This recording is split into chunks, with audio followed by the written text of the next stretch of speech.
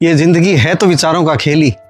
आज अपन जो कुछ भी हैं वो अपने जैसे विचार हैं, जो अपन बनना चाहे हैं, या अपने जो भी फ्रेंड सर्किल था, या जो महापुरुषों को अपन पढ़ा है, या जिनको भी अपने जीवन में पढ़ा है, उन्हीं की छाप कहीं ना कहीं अपने जीवन में झलकती है और दिखती है।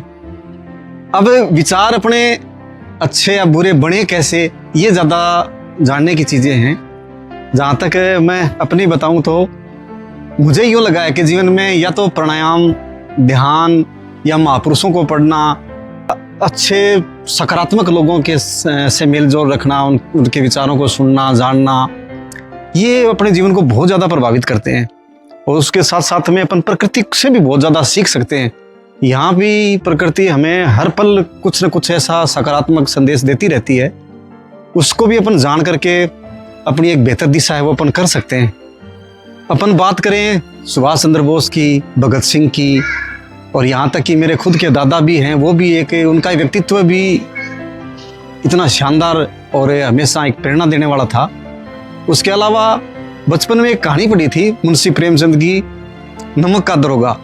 एक छोटी सी कहानी, एक साधारण सी कहानी है, वो जीवन बदल सकती है। और ऐसी अनेकों कहानियाँ हैं, अनेकों ऐसे जीवन चरित्र हैं जो अपना जीवन है वो अगर हम अच्छाई की तरफ लेके जाना चाहें तो निश्चित रूप से अच्छाई की ओर बढ़ा देंगे, और बुराई की तरफ लेके जाना चाहेंगे तो उस दिशा में भी लेके चले जाएंगे।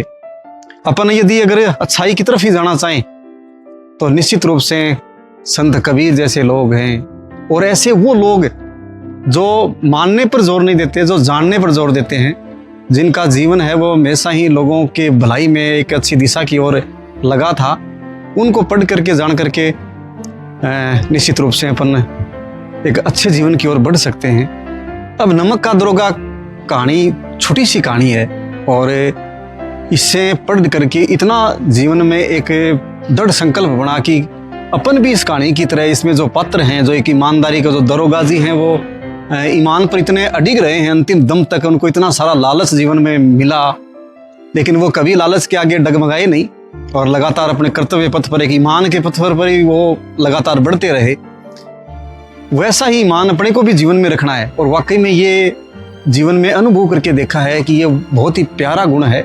और जितने गुण ऐसे ईमान के हों, चाहे निस्वार्थ भाव के हों, चाहे लोक कल्याण के भाव के हों, ये जीवन में जितने ज़्यादा गुणों को अपन स्थान देंगे, जीवन उतना ही बेहतर बनता जाएगा, और अपने सपनों के मुताबिक ही ये जीवन है वो ढलेगा।